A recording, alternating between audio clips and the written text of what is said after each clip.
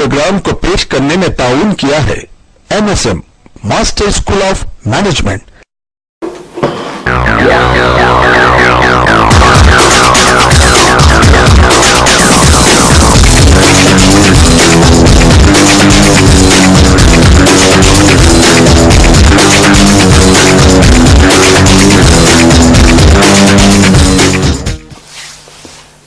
Break के बाद आप सभी का दोबारा खैर मकदम है उर्दू टीवी के इस खुसूसी और बराह रास्त प्रोग्राम कैरियर गाइडेंस और काउंसलिंग में। नाज़रीन, हमारे इस प्रोग्राम कैरियर गाइडेंस और काउंसलिंग को पेश करने में ताउन कर रहे हैं MSM master school of management NCR Delhi, जो कि शहर दिल्ली का एक मशहूर और मायनाज कॉलेज है। नाज़रीन, आज हमारे इस प्रोग्राम का उन्वान है मैनेजमेंट। इस मौजू पर बात करने के लिए हमारे मेहमान हैं अलजना मोहतरम प्रोफेसर मोहम्मद मसूद अहमद साहब, group director Vidya group of institutes. Professor, अब ब्रेक पर जाने से पहले हम जिस बातों पर जिक्र कर रहे थे और जो हमारे कॉलर्स जिस बात पर तवज्जो दिलवा रहे थे कि मैनेजमेंट का जो कोर्स है काफी प्रैक्टिकली इन्वॉल्व कोर्स है, तो जिस कॉलेजेस का आपने जिक्र किया हिंदुस्तान और बैरूनी ममालिक में भी जिस तरीके से इसकी पहचान है, बाज ऐसे बड़े यूनिवर्सिटीज जो कि खुद शहर हैदराबाद में Indian school of business ISB IIM ऐसे बड़े जो इंस्टीट्यूट्स है, और जहां तक हमारी नॉलेज में है आप खुद ऐसे इंस्टीट्यूट्स का दौरा कर चुके हैं, इनमें आपने गेस्ट लेक्चर दे चुके हैं, तो इन कॉलेजेस की जो तालीमी तरीक़ेकार होता है वो दीगर कॉलेजेस का तालीमी तरीक़ेकार होता है, हम उस पर गुफ्तगू करेंगे एक कॉलर को शामिल करते हुए। अस्सलाम वालेकुम। वालेकुम सलाम जी। कॉलर कहाँ से बात कर रहे हैं? मैं सलीम बात कर रहा हूँ जी, बताइए क्या सवाल है आपका? मैं ये जानना चाह रहा हूँ कि इंटर के बाद जैसे कि अभी मैनेजमेंट से आपका प्रोग्राम चल रहा है जी, तो इंटर के बाद अगर ग्रेजुएशन में कोई मैनेजमेंट करना चाह रहा है जी, इसलिए क्या ऑप्शन है इसके बारे में पूछूंगा। बिल्कुल जरूर बताएंगे।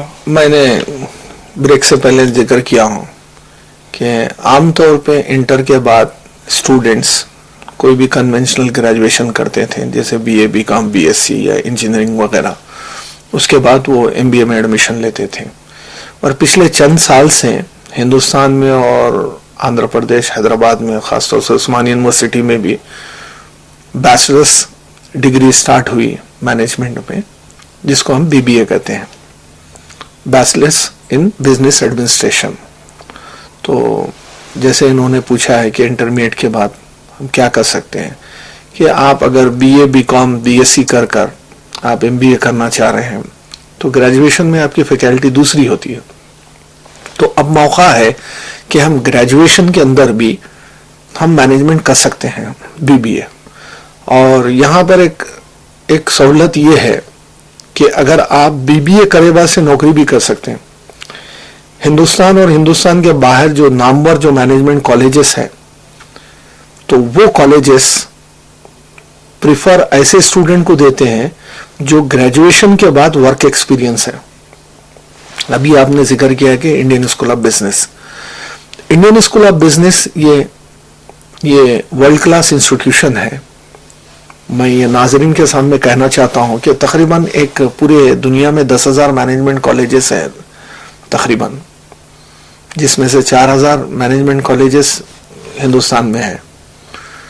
तो दुनिया में जितने बेहतरीन कॉलेजेस है उसकी एक रैंकिंग होती है, जिसको हम कहते हैं FT ranking, financial times ranking, जो लंदन से होती है हर साल। तो अगर आप देखेंगे कि फाइनेंशियल टाइम्स रैंकिंग जो होती है 2013 की भी, अगर टॉप के 100 इंस्टीट्यूशन में देखेंगे तो ISB का भी नंबर है उसके अंदर। बिल्कुल। ये एक कॉलर को शामिल करते हैं, बात करेंगे हम। अस्सलाम वालेकुम।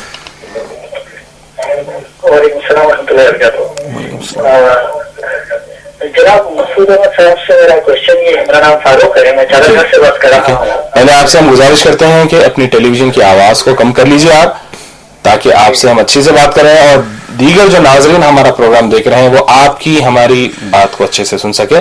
बताइए क्या सवाल है आपका फारूक साहब? मसूद साहब से मेरा क्वेश्चन ये है जनाब, दरअसल आजकल काफी MBA ऐसे कॉलेजेस हो चुके हैं, लेकिन इंडस्ट्री में जिस तरह का रिक्वायरमेंट है, जो प्रोफेशनलिज्म करिकुलम है, जो स्टूल्स है, वो काफी नहीं है कि एक कैलिबर उनके अंदर पैदा होता है। मैं मसूद साहब से गुजारिश है कि मेरा इस तरफ कुछ रहनुमाई करेगा, कुछ ऐसे इंस्टीट्यूट कुछ कायम करने की कोशिश करेंगे जहाँ पर 5 to 6 months के ऐसे इंस्टीट्यूट डेवलप हो, एक ग्रूमिंग हो, तो ये एक बेहतरीन रहनुमाई होगी नौजवानों के लिए। मैं समझता हूँ कि बहुत ही इम्पोर्टेंट क्वेश्चन है। हो रहा ये कि आमतौर पर हर किसी को शौक है MBA करने का। MBA में कन्वेंशनली जो तरीक़ाकार है वो MBA मार्केटिंग है, MBA फाइनेंस है और MBA HR और ऑपरेशंस मैनेजमेंट। इन्होंने बहुत ही इम्पोर्टेंट क्वेश्चन किया है जनाब फारूक ने चदरघाट से कि MBA तो कर रहे हैं हम, मगर उसके बाद जो फायदा होना चाहिए MBA का नौकरी वगैरह के ताल्लुक से वो नहीं हो रहा है।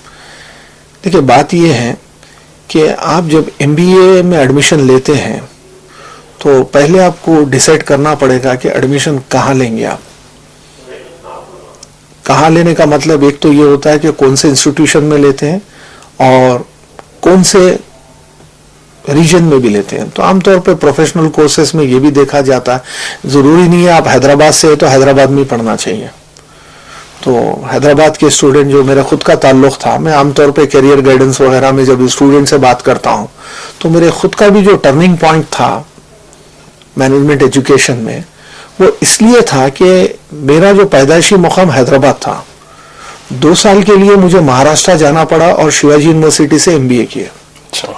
तो हम जब हमारा मुकाम छोड़ते हैं दूसरी जगह जाते हैं तो आपका फोकस ही वही होता है कि मैनेजमेंट। तो मैं आमतौर पे हमारे दोस्त अहबाब जो स्टूडेंट्स हैं, मैं बोलता हूं कि जब प्रोफेशनल कोर्स करना चाह रहे हैं तो आप ये भी चीज ध्यान में रखना चाहिए कि आप दूसरी जगह जाइए। आप दूसरी जगह जाइए, जाके कोर्स क्या है रेजिडेंशियल करने की कोशिश कीजिए। देखिए आप हैदराबाद में हैं तो आप कॉलेज को जाएंगे, सुबह 9 बजे जाएंगे, 1-2 बजे तक वापस आ जाएंगे।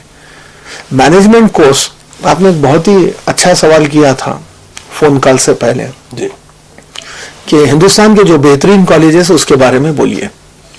बेहतरीन कॉलेजेस में एक तो हम जिक्र कर रहे थे ISB हैदराबाद, ये वर्ल्ड क्लास इंस्टीट्यूशन है जी। और उसके बाद है IIMs, Indian institute of management. Indian institute of management की जो शुरुआत हुई ये 60 के आखिरी दहे से शुरू हुई, 69 वगैरह से। तो हुआ ये कि सेंट्रल गवर्नमेंट ने पार्लियामेंट के एक्ट के तहत चंद IIMs को वो स्टार्ट की है। तो वो है IIM कलकत्ता है, IIM अहमदाबाद, IIM बैंगलोर और IIM लखनऊ। तो इस तरीके से ये IIMs ये 60 और 70 के दहे में स्टार्ट हुए हैं। अगर ये कॉलेजेस को देखें, इसकी खास बात ये है कि ये जो कॉलेजेस है ये रेजिडेंशियल कोर्सेस है, तो स्टूडेंट को कैंपस में रहना पड़ेगा। ISB का भी वही हाल है। और आप जो इंस्टीट्यूट की बात करें MSM जी, जो दिल्ली के करीब है जी, तो वो जो कॉलेज है उसमें भी तरीक़ेकार ये है कि अगर आपको एडमिशन अगर लेना है तो आपको कॉलेज कैंपस में रहना पड़ेगा। वो जो मुकामी लोग होते हैं वहां पर उनको भी ये कंडीशन रखते हैं। मान लीजिए कि कॉलेज है, कॉलेज के पास ही आसपास में आपका घर है, मगर वो अलाउ नहीं करते हैं। उनका कहना यह है कि अगर आप मैनेजमेंट कोर्स कर रहे हैं तो आप रेजिडेंशियल करना चाहिए। हम बगैर रेजिडेंशियल को स्टूडेंट को लेते ही नहीं। ISB का भी वही तरीक़ेकार है, तो वो है। तो इसके अंदर क्या है मालूम, कौन से कॉलेज से कर रहे हैं और क्या स्पेशलाइजेशन से कर रहे हैं। स्पेशलाइजेशन भी बहुत जरूरी है। आजकल थोड़े सेक्टोरियल स्पेशलाइजेशंस हैं, जैसे मेरे खुद का भी ताल्लुक हेल्थ केयर मैनेजमेंट से है और एग्री बिजनेस है, और आपको ऐसे जो सेक्टोरियल इंश्योरेंस सेक्टर के ऊपर है स्पेशलाइजेशन, फाइनेंशियल सेक्टर है, रिटेल इंडस्ट्री है, ट्रांसपोर्टेशन पे है, और कुछ कोर्सेस हैदराबाद में भी आने वाले हैं। मैं समझता हूं कि एक आध यूनिवर्सिटी जो नॉर्थ से है इंशाल्लाह 1-8 महीने में कुछ कोर्स स्टार्ट कर रहे हैं मैनेजमेंट का हैदराबाद में भी। वो है post graduate diploma in Islamic banking and finance. मैं समझता हूं कि इस तरीके के कोर्स को जब स्टूडेंट करते हैं तो एक स्पेशलाइज कोर्स है और जॉब अपॉर्चुनिटीज भी होते हैं। बिल्कुल, क्योंकि गल्फ में तकरीबन 40 मुल्कों में या उससे ज़्यादा इस्लामिक बैंकिंग और फाइनेंस का निज़ाम है। तब स्टूडेंट हैदराबाद में कोई MBA फाइनेंस या MBA मार्केटिंग करते हैं, कर क्या है मालूम, वो जॉब करने के लिए वहाँ जाते हैं। इस्लामिक बैंकिंग का क्या कॉन्सेप्ट है, रिबा का क्या कॉन्सेप्ट है वगैरह कुछ मालूम ही नहीं है। बिल्कुल। तो आप वहाँ काम करना चाहते हैं, तो वैसे ही है, हॉस्पिटल है, हेल्थ केयर सेक्टर वगैरह हुए, तो उसमें भी क्या है मालूम, आपको जानकारी होना चाहिए। तो आपका जो स्पेशलाइजेशन है वो ज़रूरी है, आप कौन से कॉलेज में कर रहे हैं वो ज़रूरी है, और आप रेजिडेंशियल कोर्स अगर कर रहे हैं तो मैं समझता हूँ कि वो बहुत ही ज़रूरी है। बिल्कुल। और हिंदुस्तान के और दुनिया के जो बेहतरीन कॉलेजेस है वो रेजिडेंशियल कॉलेजेस हैं। बिल्कुल। और बेहतरीन कॉलेजेस जो एडमिशन देते हैं, आपको अगर तजुर्बा है नौकरी का, पहले प्रीवियस एक्सपीरियंस है, तो उन लोगों को तरजीह देते हैं। बिल्कुल। जो तरीक़ेकार की बात आपने कही, जो रेसिडेंशियल कॉलेजेस होते हैं, खासतौर पे ISB, IM और हमारे प्रोग्राम के जो ताबन कर रहे हैं प्रोग्राम में स्पॉन्सर जो MSM मास्टर को मैनेजमेंट रेसिडेंशियल स्कूल की अहमियत और स्टूडेंट की जो अहमियत होती है, मैं अपना एक पर्सनल तजुर्बा, और मैंने एक IPS ऑफिसर का इंटरव्यू लिया था प्रोफेसर साहब, तो उनकी जो लड़की है वो ISB से वो मैनेजमेंट कोर्स कर रही थी हैदराबाद से, तो उनका फाइनल ईयर अभी खत्म पे ही है, वो लड़की को जॉब मिल गया और उसका जो पे पैकेज है वो 21 लाख पर ईयर। और जो IPS ऑफिसर है, शहर हैदराबाद के एक मशहूर IPS ऑफिसर है, उन्होंने बताया कि अब मैं ये पोस्ट पर आने पर मेरी जो सैलरी है वो 18 लाख मेरी पर एनम है, और मेरी लड़की मुझको ये ताना दे रही है कि पहले साल में मैं 21 लाख कमा रही हूँ और आप 18। तो बताना प्रेफरेंस ये है कि अगर स्टूडेंट अगर सैलरी पे अगर देखते हैं या फिर अपना फ्यूचर, तो ये जो रेसिडेंशियल कॉलेजेस होते हैं वहां पर मेहनत तो आपकी होती है लेकिन आपको फल भी वैसे ही मिलता है। जी। और मैं यह जिक्र करना चाहता हूँ, जो सैलरी पैकेज की आप बात कर रहे हैं, इंडियन स्कूल ऑफ बिजनेस आज से 5 या 6 साल पहले जो हिंदुस्तान के जो नेशनल न्यूज़पेपर है उसमें भी ये जिक्र किया गया था, और यहाँ के लोकल न्यूज़पेपर में, कि MBA एजुकेशन की तारीख में जो पैकेज ISB को 5-6 साल पहले रिसेशन से पहले कुछ एक बैच में एक स्टूडेंट को मिला है, वो तकरीबन 1 करोड़ या 1.25 करोड़ सैलरी थी सालाना। तो ओवरसीज अपॉइंटमेंट था। तो ये हिंदुस्तान की तारीख में पहली मर्तबा हुआ कि जो मैनेजमेंट ग्रेजुएट है उसकी जो सालाना जो तनख्वाह है वो 1 करोड़ 1.4 या 1.3 करोड़ की जो सैलरी है उसके ऊपर अपॉइंटमेंट हुआ था। वो स्टूडेंट थे ये ISB के, इंडियन स्कूल ऑफ बिजनेस। और हाल में आप पेपर में देखें, जैसे एक हैदराबादी है जो HPS बेगमपेट से जो पास हुए, सत्या नादेला जो नाम है, तो उन्होंने भी IT प्रोफेशनल है और उनको मैनेजमेंट का बैकग्राउंड है। तो उस बुनियाद पे जो उनका जो अपॉइंटमेंट तकर्रुर हुआ CEO माइक्रोसॉफ्ट में, तो यहाँ के लोकल न्यूज़पेपर में भी है, उनकी जो टोटल उनकी जो सैलरी है और उनके जो जितने भी बेनिफिट्स है, अगर वो कैलकुलेट करें तो तकरीबन 120 करोड़ सैलरी है उनकी, 120 करोड़ सालाना सैलरी है। तो देखा यह गया है कि पूरी दुनिया में जो सैलरी का जो ताल्लुक है वो मैनेजमेंट ग्रेजुएट्स को बहुत ज्यादा। बहरहाल शायर ने भी खूब कहा है कि खुदी को कर बुलंद इतना कि हर तकदीर से पहले, खुदी को कर बुलंद इतना कि हर तकदीर से पहले खुदा बंदे से खुद पूछे बता तेरी रजा क्या है। कि अपने आप को ऐसे, आप जिस बात को हमारे कॉलर ने तवज्जो दिलाई कि कैसे अपने कैलिबर को बढ़ाए, कैसे अपना कॉन्फिडेंस बढ़ाए, तो ये स्टूडेंट के ऊपर ही डिपेंड करता है। नो डाउट जो कॉलेज का माहौल होता है वो 80% आपको उस पर ढालता है, लेकिन अपनी भी मेहनत बेहद जरूरी है। रही बात आपने ISB के ताल्लुक से कहा, वैसे ही जो मैनेजमेंट एजुकेशन होती है, मैनेजमेंट एजुकेशन का जो तरीक़ेकार आपने बताया कि IM जो रेसिडेंशियल कॉलेज होता है और नॉन रेसिडेंशियल कॉलेज होता है, बैरूनी ममालिक में क्या तरीक़ेकार होता है प्रोफेसर साहब? देखिए, आमतौर पर बैरूनी ममालिक में जैसे मैंने कहा कि IIMs और ISB वाले तरजीह यही देते हैं कि आपको ग्रेजुएशन के बाद अगर आपको वर्क एक्सपीरियंस है तो आपको एडमिशन के लिए तरजीह दिया जाएंगे। ISB का तो तरीक़ाकार है कि कम से कम आपको 3 साल तो एक्सपीरियंस होना चाहिए। और आमतौर पे आईएसबी में देखा ये गया है कि जो वर्क एक्सपीरियंस है वो है 7 साल, 8 साल, 10 साल, 15 साल या 20 साल को जिनको तजुर्बा है वो लोग भी एडमिशन ले रहे हैं। और जो दुनिया के जो बेहतरीन कॉलेजेस हैं दुनिया में, मैं जिक्र किया था कि एफटी रैंकिंग को देखते हैं तो दुनिया के जो टॉप 10 बेहतरीन कॉलेजेस हैं उसमें नाम आता है Harvard university, Harvard business school, और आता है टॉप 10 में स्टैनफोर्ड यूनिवर्सिटी का जो कॉलेज है, मैनेजमेंट कॉलेज है, सैन फ्रांसिस्को में है, और हार्वर्ड है बॉस्टन यूएसए में है। और थर्ड फोर्थ वगैरह जो नंबर है टॉप 10 में वो है एक वाटन है, वाटन मैनेजमेंट कॉलेज है, यूनिवर्सिटी ऑफ फिलाडेल्फिया, ये फिलाडेल्फिया स्टेट में, यूनिवर्सिटी ऑफ पेंसिल्वेनिया, तो वहाँ है। और जो कॉलेज है टॉप 10 में केलॉग है, केलॉग ये शिकागो में है, ये university of north western university है, उसका मैनेजमेंट डिपार्टमेंट है।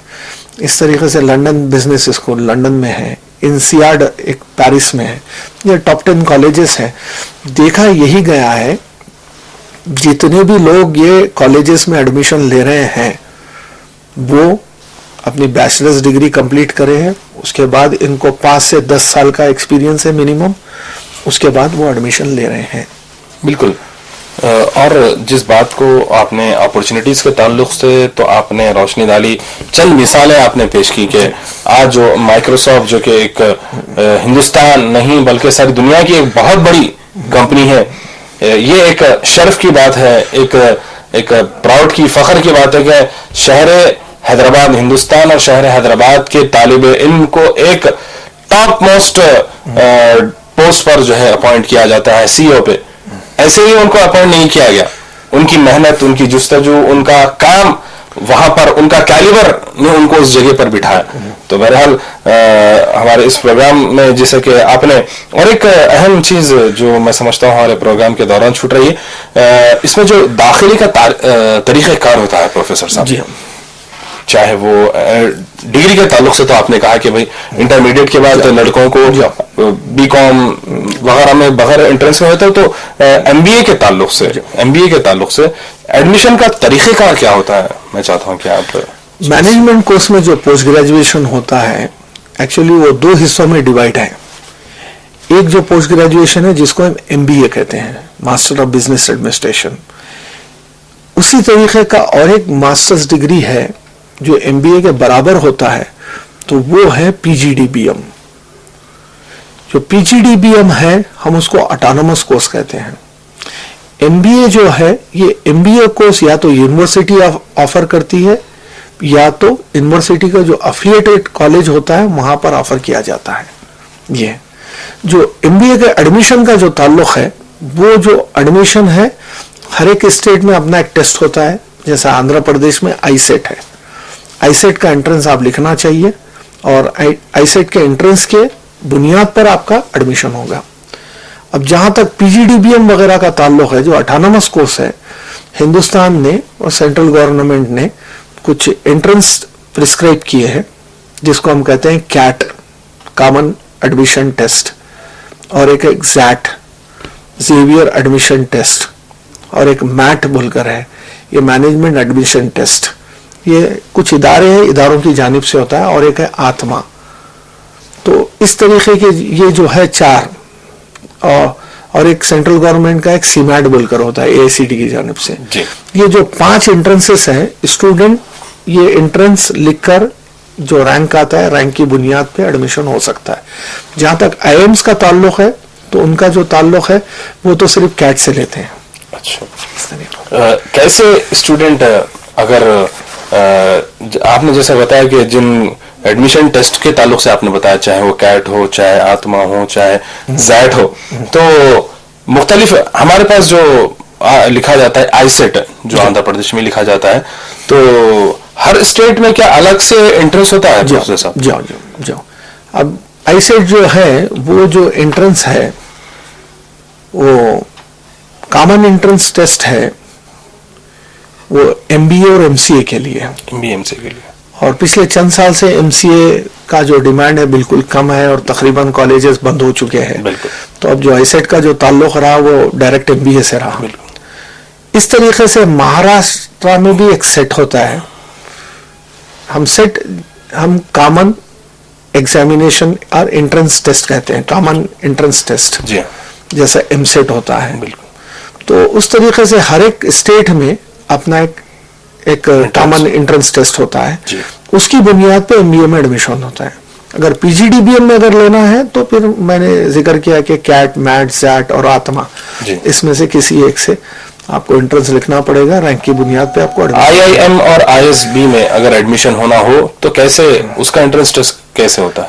मैंने जिक्र किया कि जहां तक आईएम का ताल्लुक है उनका ओन जो टेस्ट है उसको कैट कहते हैं जी, common admission test for IIMs, वो है।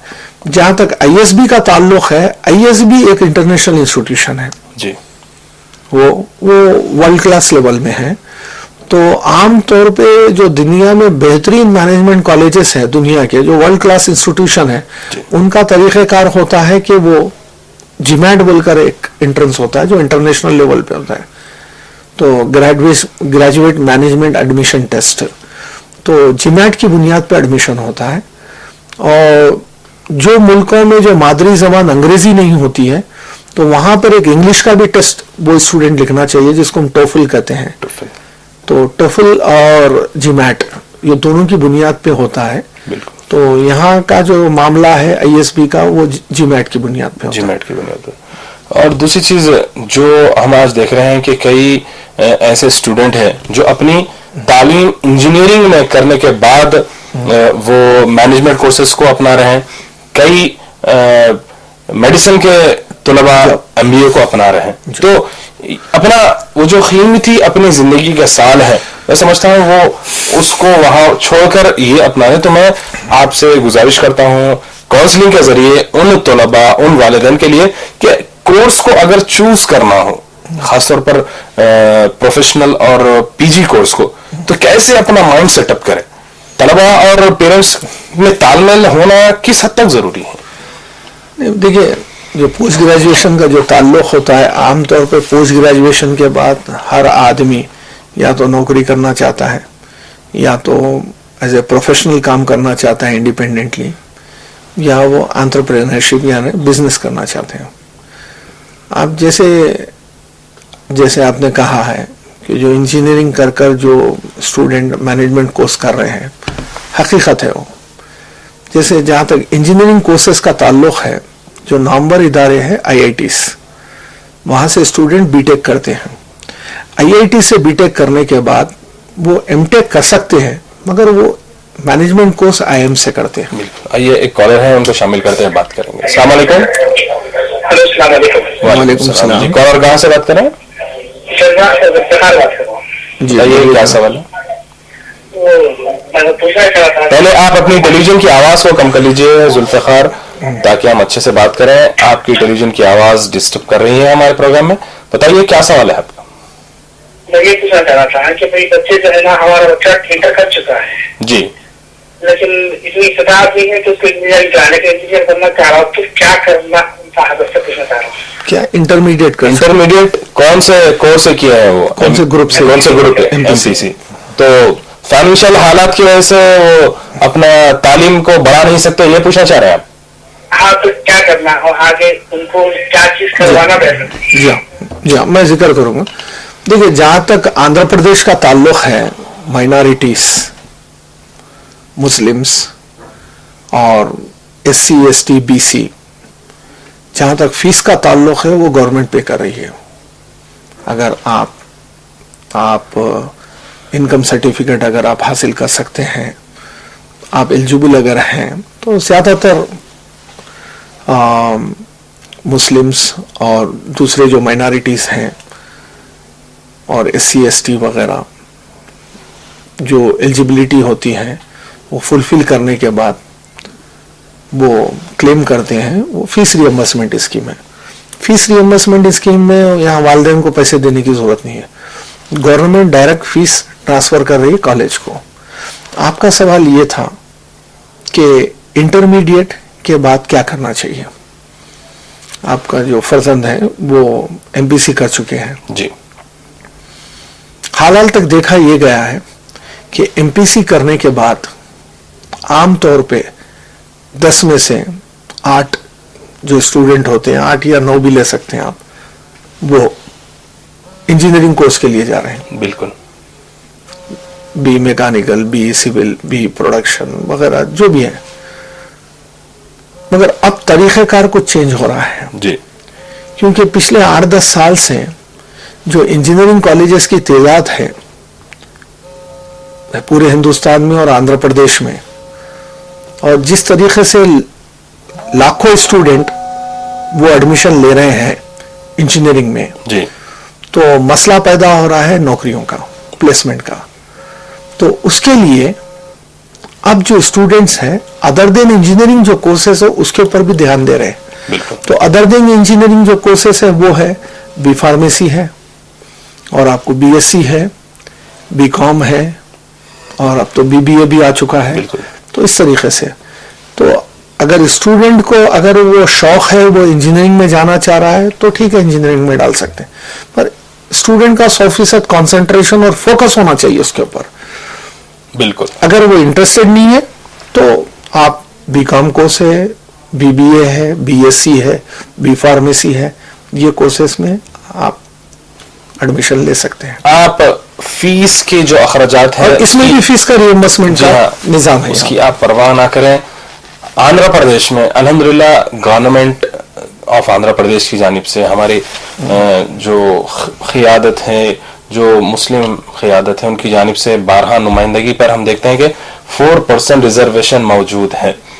अगर उस कैटेगरी में भी अगर आप नहीं आते, पहले तो बच्चे को उस काबिल बनाए कि वो अच्छे से रैंक लाए, उनको उसमें मिले। दूसरी चीज, कई ऐसे इदारे हैं जो आपकी फाइनेंशियली मदद करने के लिए तैयार हैं। नॉन गवर्नमेंट ऑर्गेनाइजेशंस जो है, एनजीओ जो हैं, वो आपकी मदद करने के तैयार है। जरूर इस बात की है आप उनसे अप्रोच हो, जरूर आपकी मदद की जाएगी। आप फीस को कुछ वो ना समझे। चलिए आइए, एक और कॉलर है, उनको शामिल करेंगे। अस्सलाम वालेकुम। हेलो, वालेकुम सलाम जी। कौन और कहाँ से बात कर रहे हैं? मैं सफर से बात कर रही हूँ। हमारा बच्चा इंटर सेकेंड ईयर पास है, इंटरेस्ट नहीं है पढ़ने का, तो अब वो जो है तो बेकार कर रही है, और inter second year computer science कर रहे हैं।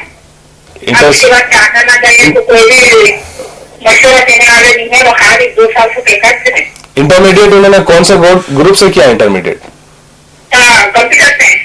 कंप्यूटर साइंस से इंटरमीडिएट किया। जी हाँ। मैं समझता हूँ कि ये वोकेशनल कोर्स किए हैं, जी। वोकेशनल कंप्यूटर्स में भी है जी। उस तरीके से मैं समझता हूँ कि हैदराबाद जैसे शहर में बेकार रहना, मैं आमतौर पे मेरे लेक्चर में कहता हूँ, बहुत मुश्किल है। यहाँ तो जितने मौके, जितनी अपॉर्चुनिटीज या हैदराबाद में स्टूडेंट्स को हैं, चाहे आप पढ़े हुए हैं या नहीं पढ़े हुए हैं, उनका भी डिमांड है यहाँ पर।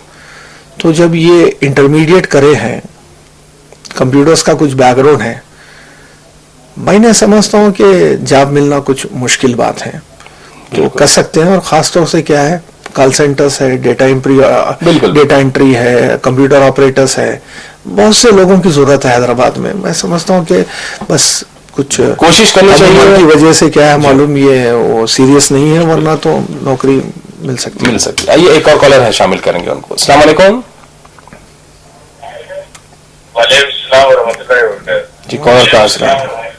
टेलीविजन की आवाज को कम कर लीजिए, बताइए कौन और कहाँ से बात कर रहे हैं? बताइए कौन और कहाँ से बात कर रहे हैं? मैं हैदराबाद से चंदन मुट्टे से बात कर रहा हूँ। मेरी लड़की एमबीबीएस कर रही है।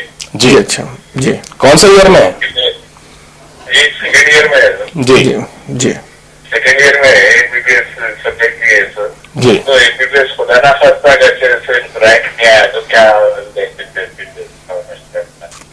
एमबीबीएस के बाद रैंक नहीं आया, पोस्ट ग्रेजुएशन एमबीबीएस में कहाँ से कर रहे हैं? एमबीबीएस एमबीबीएस नहीं कर रहे हैं सर। अच्छा, लेना चाह रहे हैं। अच्छा, ठीक है। इंटरमीडिएट सेकेंड ईयर में है वो। जी, अच्छा जी, अच्छा। इंटरमीडिएट सेकेंड ईयर में है, अगर एमबीबीएस करने का इंटरेस्ट में खुदा ना खास्ता रैंक नहीं आया तो बहुत से कोर्सेस है, इंशाल्लाह हम बोलेंगे आपको।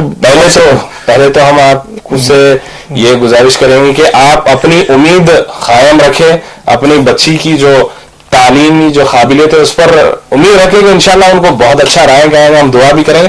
प्रोफेसर साहब से गुजारिश करेंगे कि वो दीगर कोर्सेज के ताल्लुक से उसके साथ पिछला जो प्रोग्राम था हमारा मेडिकल साइंसेस पे था कि लड़का और लड़की जब MBBS करते हैं, जब BPC करते हैं इंटरमीडिएट में, तो आमतौर पे इनका जो फोकस 100% होना चाहिए MBBS के ऊपर। जब आप MBBS के लिए प्रिपेयर हो रहे हैं, स्टूडेंट में और वालिदैन में कोई सेकंड अल्टरनेटिव की तरफ नहीं देखना चाहिए। पहली बात यह है कि आप प्रिपेयर हुए हैं मेडिसिन के लिए, MBBS के लिए, तो आपका 100% फोकस कंसंट्रेशन MBBS पे होना चाहिए।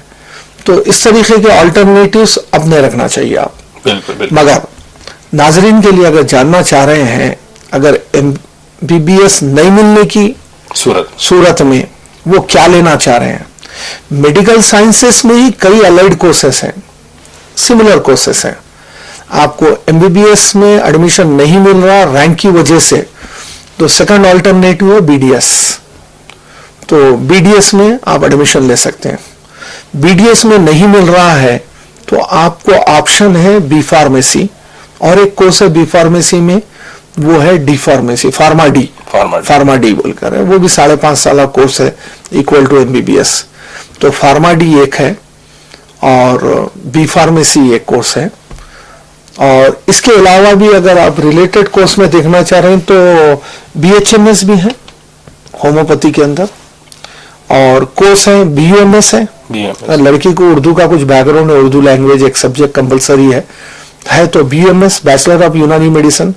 देखिए, डॉक्टर जो बनने का मामला है, हर एक रियासत में, स्टेट में एक हेल्थ यूनिवर्सिटी है, तो यहाँ पर NTR हेल्थ यूनिवर्सिटी है। तो NTR हेल्थ यूनिवर्सिटी की जानिब से जो MBBS कोर्स है वो है एलोपैथिक मेडिसिन है। उस तरीके से होम्योपैथी है, वो भी मेडिकल कोर्स है, BUMS है, वो भी मेडिकल कोर्स है, बैचलर ऑफ आयुर्वेदिक है, वो भी कोर्स है, मेडिकल कोर्स है। तो इसमें एडमिशन ले सकते हैं। ये मेडिकल से अगर आप हटके जाना चाह रहे हैं तो B फार्मेसी है, फार्मा डी है, और एक कोर्स है BPT, बैचलर्स इन फिजियोथेरेपी। अगर ये कोर्सेज नहीं करना चाह रहे हैं तो आप BSc में एडमिशन ले सकते हैं, BSc BZC। मौके आपका कंसल्टेशन काफी उस पर अहमियत रखता है। नाज़रीन, अभी वक्त तो चला है उर्दू टीवी के इस खुसूसी और बराह रास्त प्रोग्राम कैरियर गाइडेंस और काउंसलिंग के इख्तिताम का। हम बेहद मशकूर हैं हमारे इस प्रोग्राम के पेश करने में जो ताउन कर रहे हैं MSM master school of management NCR Delhi के, जो दिल्ली का एक मशहूर और मायनाज कॉलेज है। हम बेहद मशहूर है अली जनाब मोहतरम प्रोफेसर मोहम्मद मसूद अहमद साहब, group director Vidya group of institute के, जिन्होंने हमारे इस प्रोग्राम में शिरकत की। हमारे जो कॉलर्स हैं, हमारे जो नाजरीन हैं, जो स्टूडेंट्स हैं, पेरेंट्स हैं, उनके लिए इंतहाई मुफीद और अहम बातों का आपने तज़किरा किया। तो इजाजत दीजिए अपने इस मेजबान दोस्त हाफिज शेख मोहम्मद को। अल्लाह हाफिज। देखते रहिए उर्दू टीवी। अस्सलाम वालेकुम वरहमतुल्लाहि वबरकातुहू। इस प्रोग्राम को पेश करने में ताउन किया है MSM master school of management.